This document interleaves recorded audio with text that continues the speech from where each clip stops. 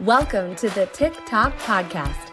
The clock is always ticking, so let's synchronize our watches and dive in. I'm your host, Callie Brigham, and I'm here to help you make time for what matters.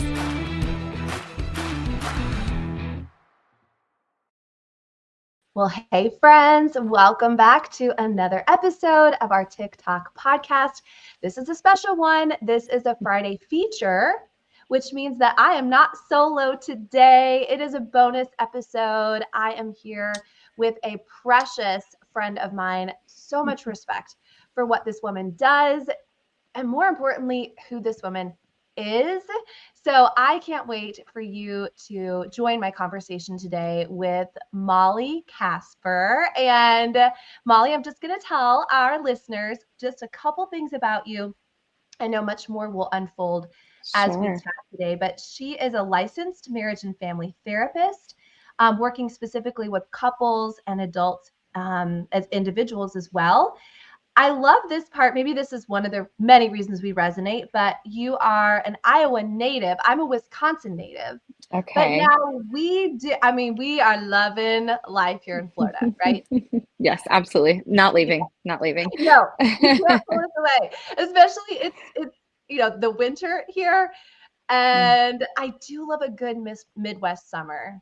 I do. Yes. Yeah. I miss fall, but it's okay. I'll still take it here. The give and take, we're gonna take it here in Florida. And but she met her husband. It's such a great story. She met her husband RJ in Haiti on a missions trip, and they've been living here ever since 2011. She works obviously in her expertise with these couples, with these adults in so many areas, especially in their relationships. And we're going to talk through that. We're going to talk through this season. And the last thing I just want to say is our hearts became united because we do have some other things in common. And I've already mentioned in previous episodes about miracle babies. Molly, I believe every baby is a miracle. So no matter what journey you had to go through, but being at your baby shower for little Draper was one of the highlights of my life because of just all the ups and downs that it took to get there. And so you are now a mama. You're a boy mom. I am. You're gonna make me cry already. Yes, I'm a boy mom. He'll be 2 in a couple months, and he is an absolute miracle and just completely changed our lives. Well, and not just your lives, but everyone who was just on the sidelines or in the thick of it with you, praying for your family. And now, one of the things I mentioned in a previous episode is sometimes we're in this season, right? We're in this holiday season. We're going to hone in on that, but we can get overwhelmed with so many things. But what happens when we're overwhelmed with the good things that we prayed for? Right? So I know that this is a 2-year-old. My goodness, there's so many things that you're juggling right now, but I know this is also what you prayed for. So here we are in this holiday season. Everything's supposed to be perfect or like you see in a Hallmark movie. And you are a therapist. This is not perfect. There are a lot of challenges that people have this time of year. And I know that this is a time podcast, but I've also mentioned that time really is energy and it's emotion. And when those are in a good, healthy place, we're in a good, healthy place. And when they're not, then we struggle. So let's dive into our convo, Molly. What do you say? That sounds great. Love it. Okay. So we're going to especially describe this holiday season, but I know a lot of what we talk about can be for any time of the year. But I know there's some common challenges that you probably see your clients that you talk to or your friends or your other fellow mamas that you talk to during this holiday season, whether it has to do with relationships, expectations. Just go for it, girl. Tell us what we need to know. Yeah, I think the 2 biggest challenges that people bring up is just being too busy. Too many Christmas parties, too many events, too many kids activities, too many things to where people can't even enjoy it.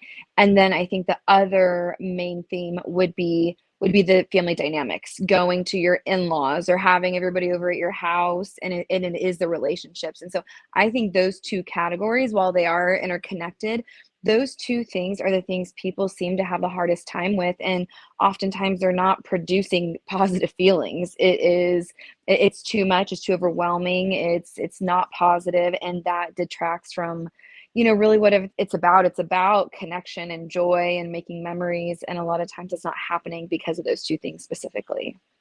So what are you noticing is the cause for this? Is the cause that it is supposed to be, it's Mm-hmm. supposed to look a certain way, and so people, exhaust themselves? Is the cause of this we're feeling maybe an emptiness or a need? Why do we Mm. experience, we'll start with the busyness of the season. Why do we Yeah. experience that, and what you've seen? And really, Mm-hmm. again, you talk to so many different people, and this seems to be Mm-hmm. a commonality. Yeah. I think it all starts with good intentions. I think that everybody's living life going, "Oh, there's a Christmas party I want to throw or I want to attend." And like that single event sounds so good, but when you have that event paired with so many other things, it becomes too much. And I think a lot of it is just as our culture has changed. Like I think back to when I was young and there was no such thing as social media. It was, you had your main holiday events with your family and there wasn't all these other things. And now with social media and just, I think our culture is so much like busier and event focused. We want to do these things because they seem so good, but it becomes too much. And I'll give you an example. I literally just this afternoon sent my husband this event. It's tonight. They're doing some sort of elf parade, Christmas, something. I don't even know what it is. And I was like, it's tonight at 5. We should go. And he's like, no, we have too much going on. I was like, but it's only tonight. Like, we have to go tonight. And so, again, I think that we want joy, we want good memories, but it's not just one event. It becomes so many events. And again, it's all good intentioned. It's your own family. Most of us are fairly social creatures and we have friend groups. And so it's going to a friend's Christmas party. And then a lot of us have children and it's the children's Christmas play and the children's all of these things. And so I think that that's really like where the busyness comes in. It's probably saying yes to too much. And it's a little bit of just kind of where we're at culturally. And it all starts off sounding so good until it's too much. And then you may not enjoy much of it at all. So if that's a pain point that there's a lot of pressure for, right? There's a lot of Mm, pressure, whether it's FOMO or you want to be a good mom. And so you want to yeah. provide these great memories for people. So if that's the pain point, what's the solution? How do we start to Hmm. prioritize these things? How would you guide someone so Yeah. that they feel like they're being fulfilled this time of year? Or Yeah. again, they're being the right, good mom that Hmm. has the matching outfits, that does Hmm. all the Santa pictures, or goes to the elf parade. By the way, Yeah. are you going to go to the elf I parade? think so. It looked so cute. I don't know. It looks so cute. And he's like almost 2, and I thought he'd like it. So here's my suggestion is I think we've got to take a step back and look at the big picture and kind of work our way backwards. I think I'm in this position where I see people going through tragedy all the time. And so I kind of have this secret look into life about like what really matters. And so I, I might have someone sitting on my couch going through something absolutely tragic. And then all of a sudden, the fact that like I desperately need new mulch in my landscaping and I'm embarrassed that people are going to come over and I don't have fresh mulch, all of a sudden I'm like, wait a second, you know what? My mulch doesn't matter. And so I think because of that, I always have this like bird's eye view of life. I'm always looking at my life. This is my go-to saying, when I'm 80 years old, what will have mattered about this season? And you know what? It's not the lacking, my landscape lacking mulch right now. It's not that. And so when it comes to like maybe Thanksgiving, Christmas, specifically this season, it's when you're 80 and you think back to Christmas 2023, like what do you want to remember? And pick a handful of things. If matching pajamas is the thing you'll remember, then do it. It's not that any of them are silly or unimportant. If that's what's going to matter, absolutely do it, but be pickier. Pick 5 things that are important. Maybe it is making a certain family Christmas cookie recipe and it's chaos and it's messy, but that is one of the things you want, then you do it. And so I think it's zooming out, picking 5 things, I'm just making that up, and being committed to those and being willing to say no. Like, you have to be willing to say no, and I think in the moment that feels so uncomfortable because I think that there's always this obligation to say yes. And I think there is that maybe like regret of like, is everybody else going to be doing this fun thing and I didn't participate and I'll regret it. But I would say with a lot of confidence, people are rarely regretful of saying no. I think in the moment it's uncomfortable, but when the time comes, I would say most often people are glad they said no. And I think we need to get more comfortable saying no. I actually had a friend, I was like so impressed with her. She was talking about how in her neighborhood, some ladies had invited her to a Christmas party, but she had already committed to like another one that was a similar style. And she felt like financially and emotionally, it was just too much. And she said no. And I was like, wait, what? Like, we can do that? Like, you can just say no and it's okay. And she didn't, it's not that she couldn't go. She just felt like it was too much. And she said no. And I just think we need to do that more often. Goodness, that is so true. I honed in on one of the words that you said that for whatever reason, I've never really used this word. I've used other similar words, and that word was being picky. Mm, I've used the word prioritize or being intentional, and I feel like those are really gracious words. mm, But the truth is, picky is the right word. Being picky, we want to be, and we're gonna talk about relationships. Some of the relationships we get to choose, right? So like maybe the Christmas party with the friends or the neighbors. yeah. Some of our relationships we don't get to choose. So we are going to get to that. What do you do when you have Mhm, family and they want your time or they're challenging in that respect? But to the choice piece, the pickiness is a really mhm. great way of looking at it. Being picky and then projecting out, what will I be glad I said yes to? And what will Yes, I be glad I said no to? yes. Yeah, I think that's it. So how do we say no? You're as a therapist, you're good with, I'm Mhm, sure, words and guiding people to do something that might feel mhm. uncomfortable. So how would you tell somebody to say Yeah. no? Yeah. I think that there's this like unspoken expectation that you have to give a reason why. And I think that's with a lot of things in life. Even like for silly example, like my babysitter, I'll be like, "Hey, can you watch Draper?" And she I think feels like she has to give me a reason and I've told her, "You don't ever even if you don't have a reason, you can say no. You can say you don't have to have a reason. If you don't feel like it, you can say no." And so I think that that's what we feel like we have to have a reason. And so I believe in just like being honest, but being vague. So, Callie, if you're like, hey, Molly, come to this party, I might say, oh my gosh, that sounds like so much fun. And I really wish I could. Unfortunately, it's not going to work out for me this year. And that's all you really need to say. I might be sitting at home in my PJs, watching a movie, I but have you don't need to know plans. that. I have plans. Gosh, Molly, that reminds me of, and I don't remember the exact situation, but I wanted to be kind and gentle, I think, to somebody. So I was typing out this text and it was getting really long. And it was Yeah. all about the reasons I was declining something, saying no. And I remember showing it to my husband. He just looked at me like I was crazy. He said, delete all of that stuff.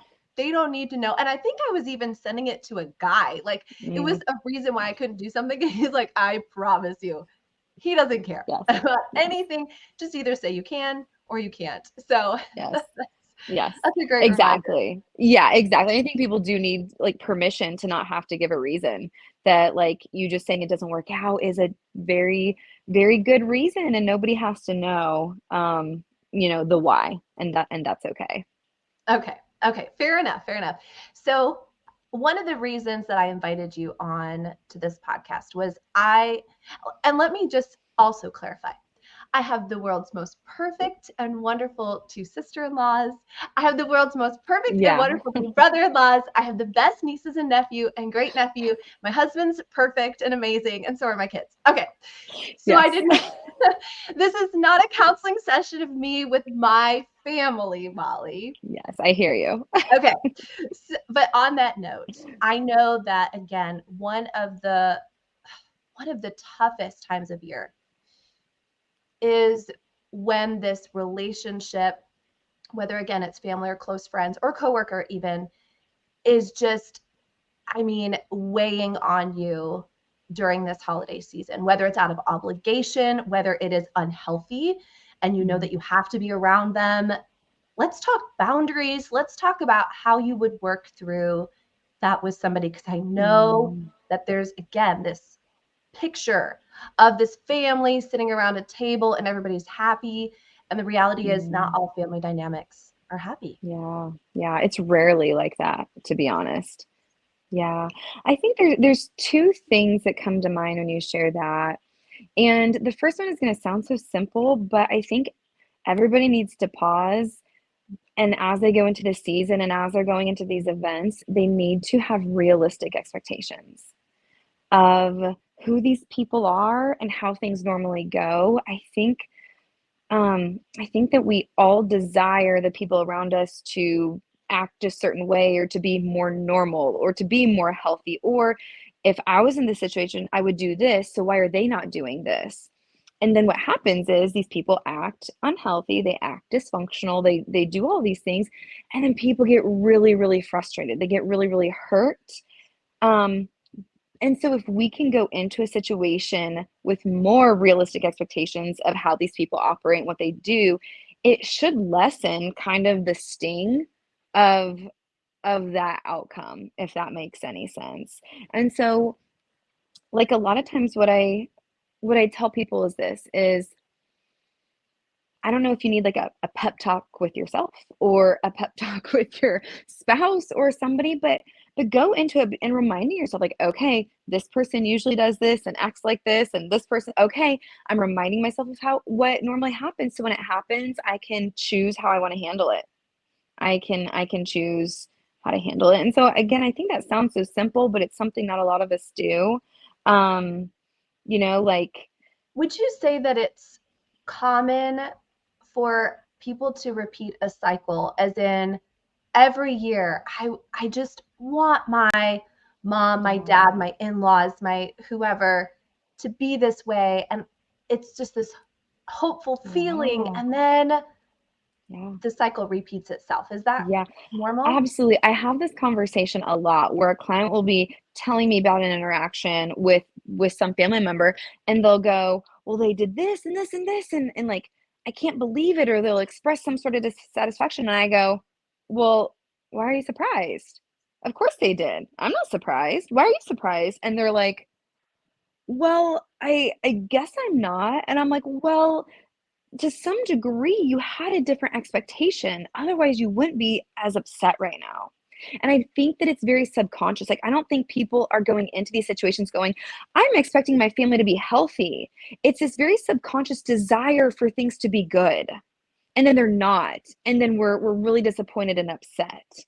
And so that's where I really try to get people thinking realistically, like, okay, I need you to be really realistic with yourself about what is going to happen. Give me examples. What do these people say? What do they do?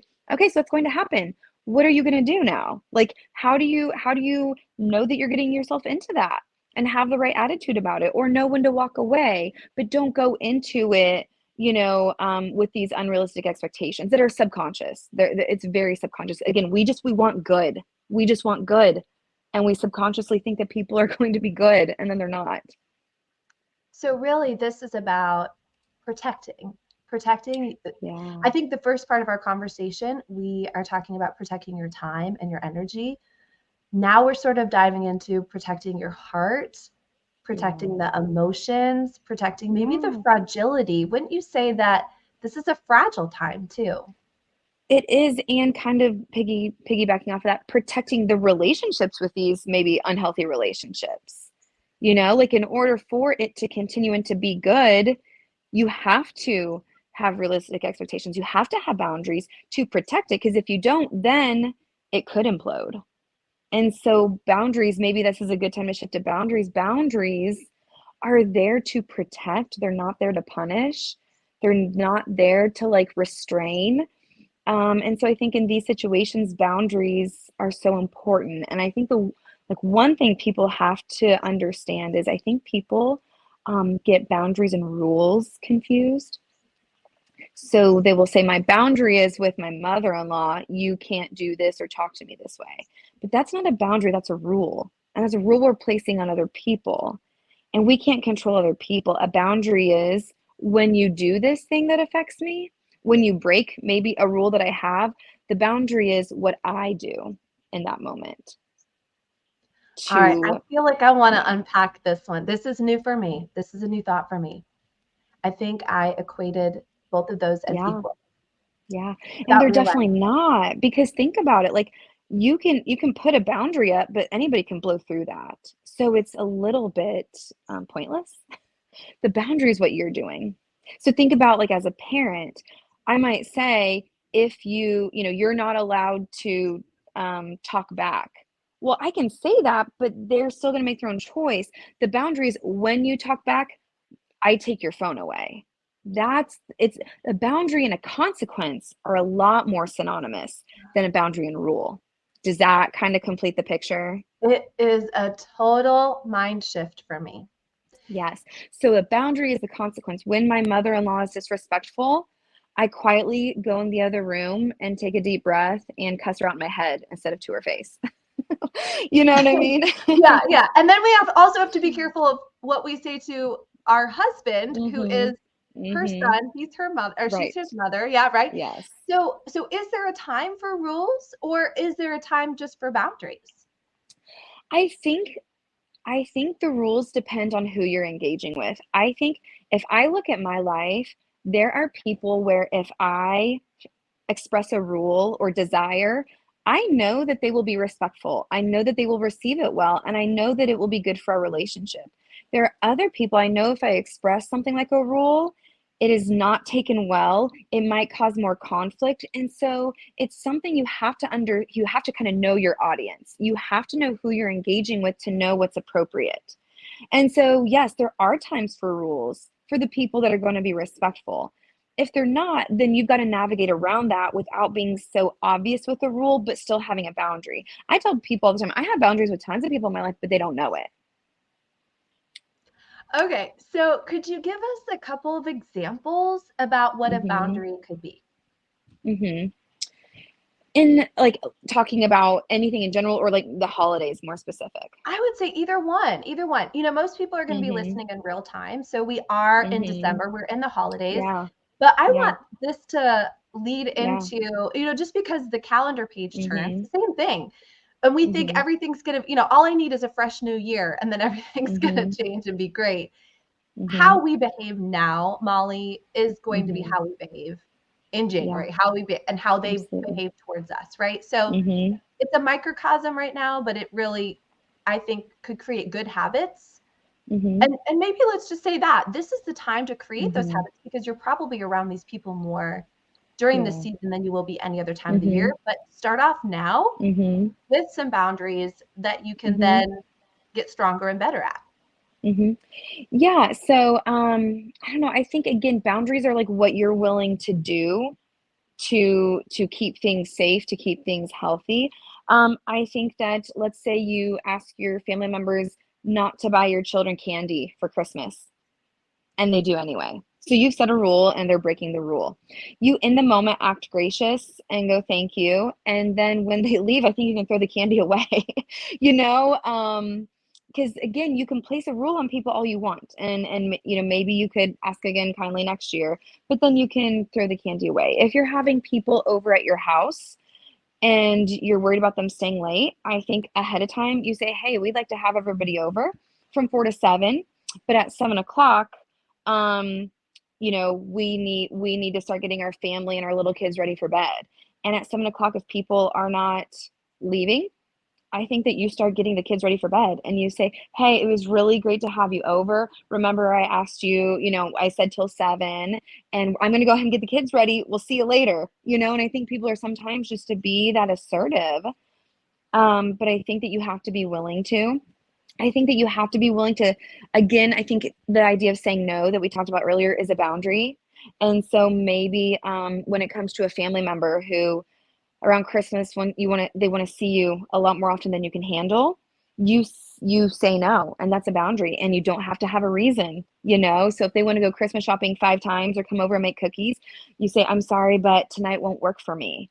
And so it's really just like the little choices you're making, and it's really just saying no. I mean, it's kind of everything we've talked about today. It's really just being able to say no and remove yourself from uncomfortable situations. If your family wants to come in town and stay for the holidays, maybe you have a time limit. Maybe you say, okay, Friday through Sunday works great for us. Instead of them being there Wednesday through Wednesday, you go, yeah, absolutely. Friday through Sunday works great. We're happy to have you those days. So again, when I'm listening to you, I feel like what's happening here is proactive versus reactive.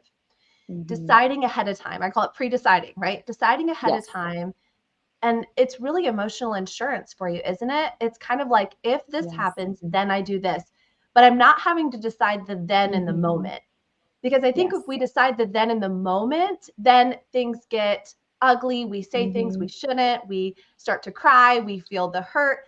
But we're already prepared. It's like we're ready for battle, just armored up, right? So if this happens, then I do Completely. this. If this happens, then I do that. Is that right? That's entirely it. You're being proactive, and I think that, again, when you're going into it kind of blind, or you're going into it unprepared, it's uncomfortable. It's not fun. You're not enjoying it, and it takes so much out of you mentally and emotionally. Whereas if you have better boundaries, if you said no to things, even if you go into a situation that is still difficult, you're so much more equipped, and you can maybe have more energy for it, and maybe you can enjoy it a little bit more, and that's it entirely. Here's an example. When I had my son, I had no idea what to expect in terms of how I was feeling afterwards. I had friends who were shockingly, like, not well afterwards, and they didn't want me to come over and see the baby, and I felt so surprised by that. So I told my family, I don't know if I'll be totally fine, or if I'm gonna have, like, really, big postpartum issues. So you're not allowed to stay with me. You can, even though we had the room, you can stay in a hotel or with, someone else, and I will let you come over. And if I need you to leave, I need you to leave. And maybe I'll be feeling a lot better than I thought, and you can stay longer. But I don't know how I'm going to feel. And so, in order to protect me and my family and our relationships, you can't stay with me after I have my son. And it turns out I was totally fine. I had no postpartum issues, but I was really glad I just gave myself the space to, like, be able to make that decision in the moment. It sounds like it's so much easier to sort of set that tone ahead of time rather than Yes. you find yourself in a situation, oh no, now I'm trying to Yes. express myself and I don't feel Yes. comfortable or they're not going to receive it well. So anytime we can, well, it goes Mm-hmm. back to being proactive. So Mm-hmm. it's all so full circle, isn't it? It is. It's about being proactive and picky about what we're choosing to do. It's about preparing ourselves for situations that might come up, whether it's holidays or otherwise. Mm-hmm. So, man, it's just, Molly, it's just like about taking a minute and just prepping ourselves for all these things. Would you say that? Mm-hmm. Absolutely. This is maybe sounds like a silly example, but I always give this example when it kind of going back to, like, the idea of, like, having more realistic expectations. Imagine that, like, your parent is older, and you go to their house and they've left the stove on and the front door is wide open and unlocked, and they haven't paid their bills or something like that. You would be, like, so mad. Like, what is you like, get your crap together. Like, you need to do this, you need to do this. Like, why are you doing this? And if that kept happening, you would be so mad. But then what if you take them to the doctor and they have dementia? And then you come over to their house and they forgot to lock the door. You go, okay, this is frustrating and not safe, but it's just how they are. And, like, what if we could view all of our relationships like that? What if we could take a look at all of our friendships and our relationships, and we could just totally accept them and their dysfunction and their unhealthiness? So when we do engage, we go, well, this is just how they are. And so I think, just it's like that mental preparedness. It's that mental preparedness. So it's with the family dynamics, just being mentally prepared to know, like, kind of what situation you're going into. It's like just going into the holidays in general, just like understanding the big picture and having realistic expectations of, like, what's important and what's not. I know it's kind of silly, but my brain works in analogies like that. It's not silly at all.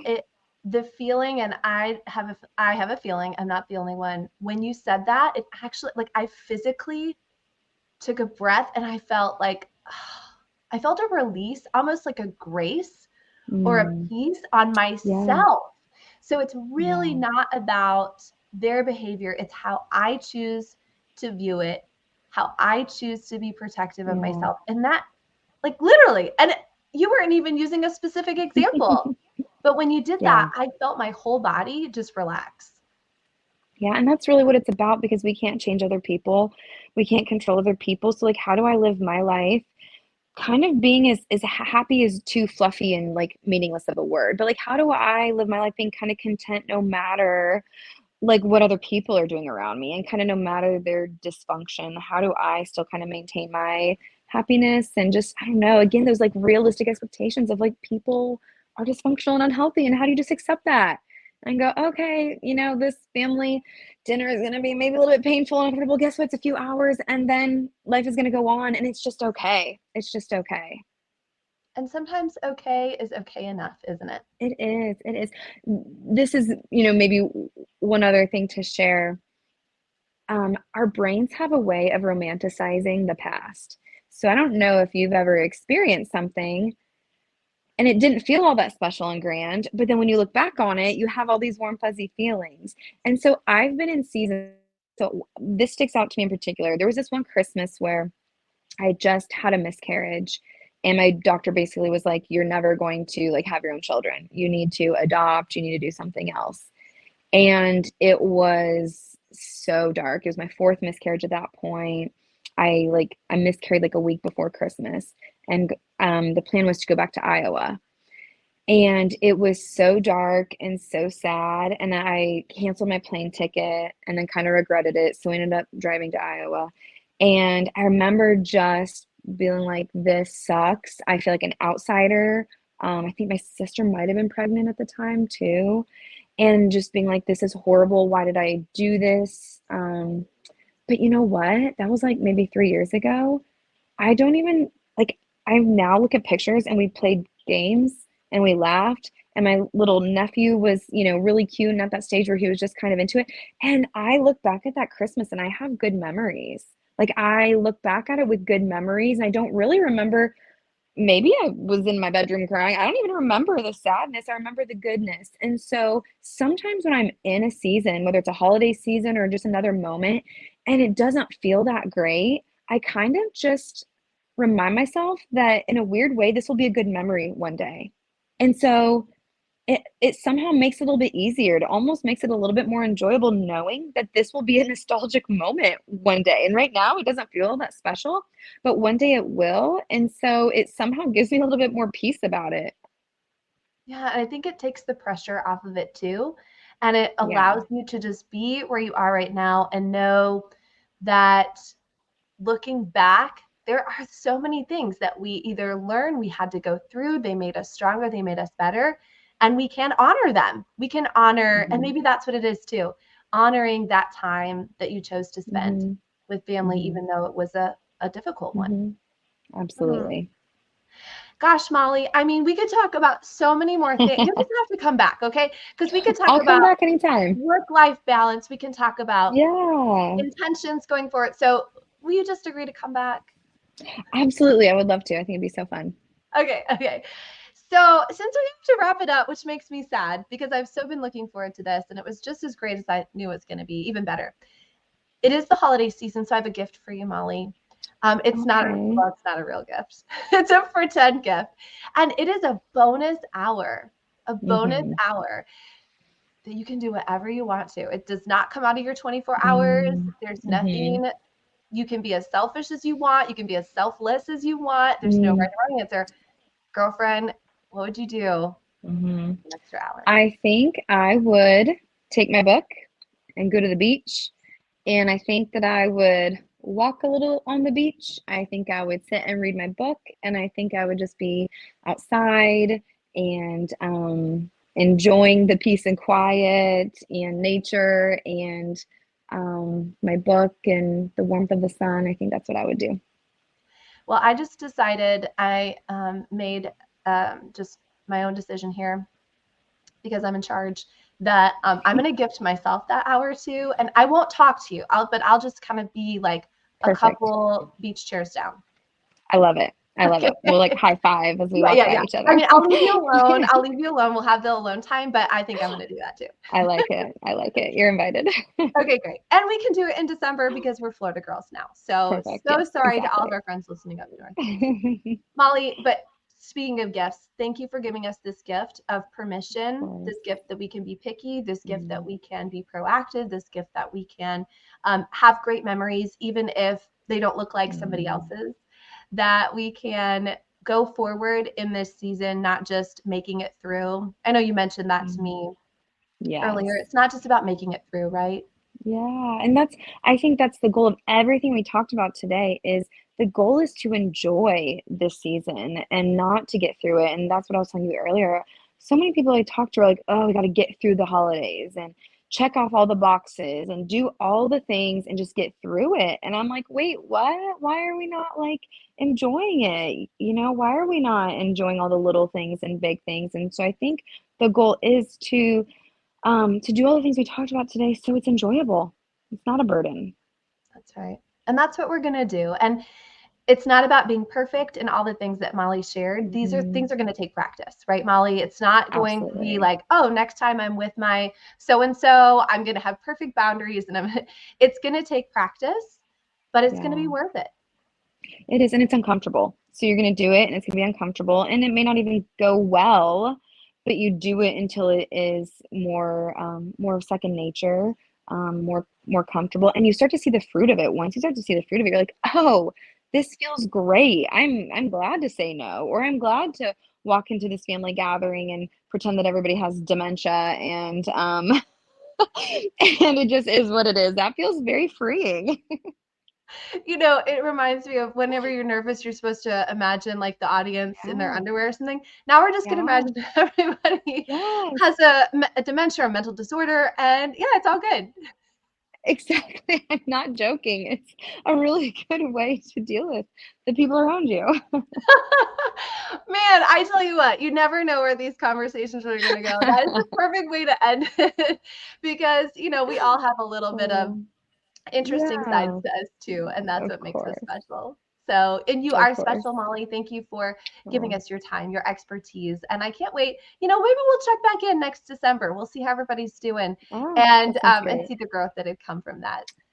That sounds great. Thank you for having me, Callie. Absolutely. Thanks everyone for listening. As always, especially in this time, make time for what matters for you, for your family, and for your priorities. And God bless you. And we'll see you next time. Thank you for joining me on the TikTok podcast. Please subscribe, rate, and leave a 5-star review. Your feedback fuels our mission to help you master your time. Set your alarm for our next episode, and until then, make every moment count.